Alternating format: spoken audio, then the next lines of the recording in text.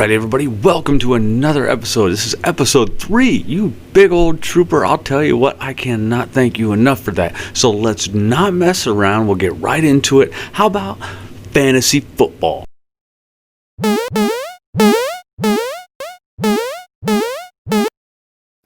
First down.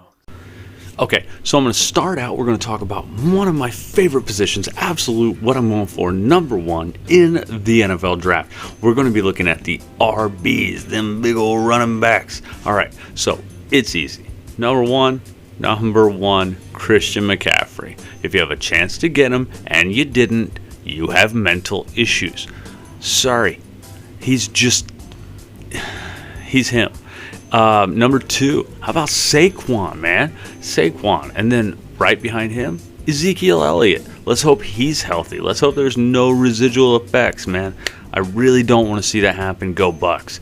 After that, it gets a little bit more sketchy. You're going to looking at your Kamaras, your Derrick Henry, Dalvin Cook. I like Clyde Edwards-Helaire. I am not very good at saying his name, but I love it. Clyde, I'm keeping my eyes out on you. Josh Jacobs, who actually has me a little bit concerned.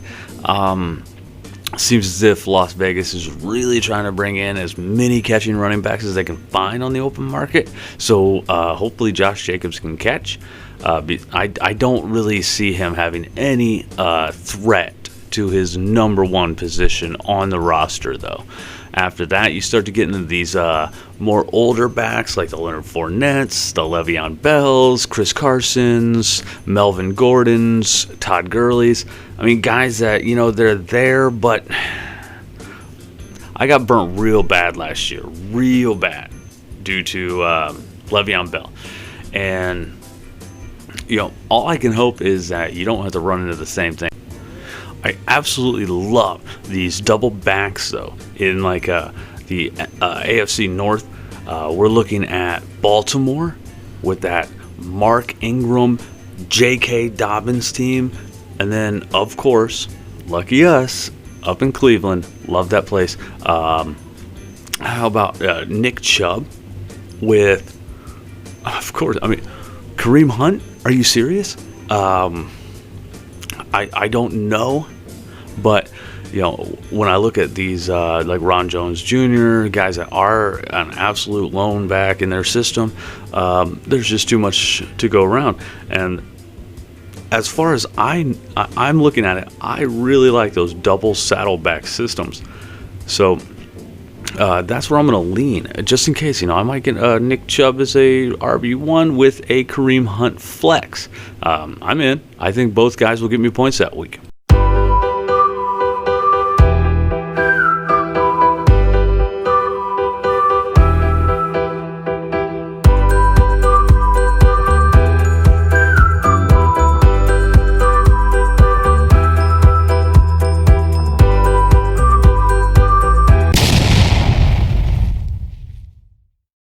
Shut up and sit down.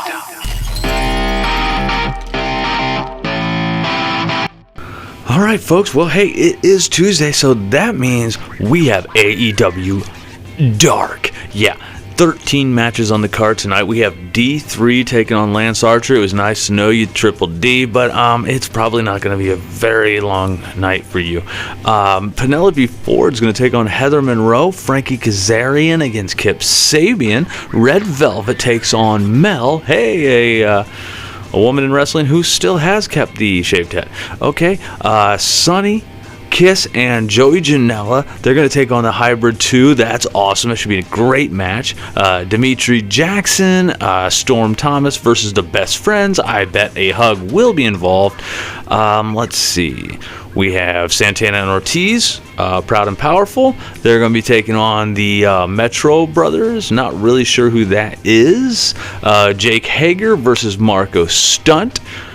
Ricky Starks versus the captain, Sean Dean, and Nyla Rose takes on Kylan King. What am I thinking? Kylan King. I've been watching a little NBA. I'm sorry. And, we got Luther and Serpentico. They're going to take on the Initiative. I'm going to just go out on a limb here, think somebody's going to roll a d20, and, going to have a heavy attack for the Initiative tonight. I have my handbook just in case. And to round up the rest of the evening, Jesse Sorensen is going to go one-on-one with Sean Spears. So, maybe a dirty glove will come out. Who knows? Wait a goddamn minute. What the hell was that? First of all, no Abaddon on Dark. Second, the Dark Order invades my videos? What the hell do you think this is, a Chili's commercial? Ladies and gentlemen, your opening match, the Best Friends versus the Ginger Boy and the Stash Splash. So there's the Sean Spears, FTR, possible new Horseman? I don't know. What do you think? Let me know. Comments below. Let's discuss this one. Hey, Red Velvet. You could ask Amazing Red, who's really amazing, what it's like when you have a career that you don't even have a name. And I mean legitimately, there's no name in your name. Hey, Jake the Snake Roberts was all up in that arena again with no mask, because welcome to Florida.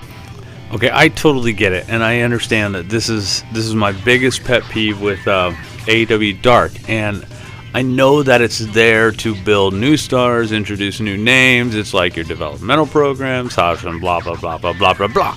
But you technically have 6 other days a week on YouTube where you could be like putting something out there to get people to know the people that they don't already know, and instead you give us 2 hours of, well, basically it's a large upward wipe. Yeah. It's basically squash match after squash match after squash match. If I really, really, really wanted that in what I tune in for, I would watch WWE's main roster. What I'm tuning in for is to be something that WWE is actually better than you at, and that's just wrestling is supposed to be surprises. It's supposed to be expect the unexpected. It's supposed to be, hey, you tune in because anything can happen at any given moment. Never say never. What happened to that? That's the reason I love professional wrestling. Is supposed to be the unknown, along with storylines, athleticism, mixing with drama, suspense, comedy, music. Everything's supposed to be in one. It's the modern day vaudeville, and we forgot that. I can tell.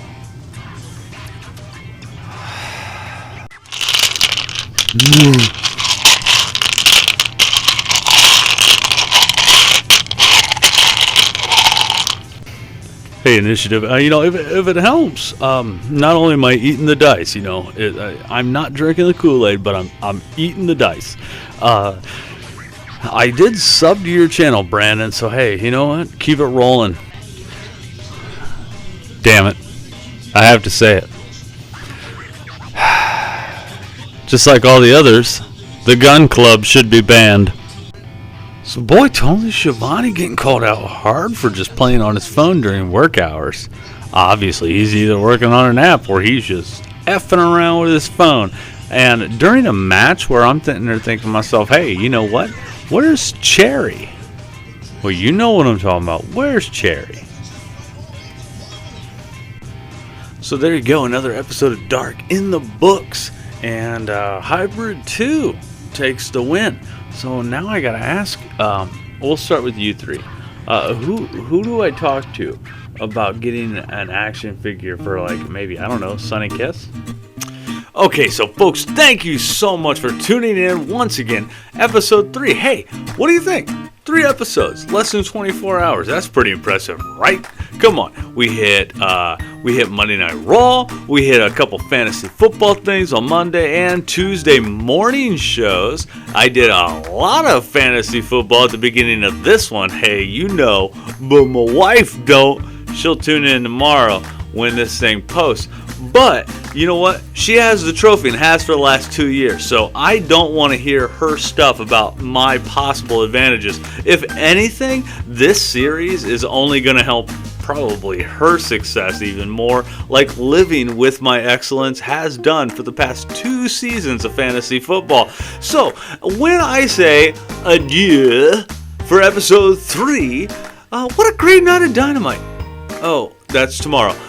Meet me here tomorrow. Dynamite and NXT. It's my only Wednesday show unless some really cool wrestling news or fantasy football news, something breaks out. Like if Pat McAfee is going to take on Andre the Giant fresh out of The Princess Bride. If that stuff happens tomorrow, I will report it before Dynamite. Okay?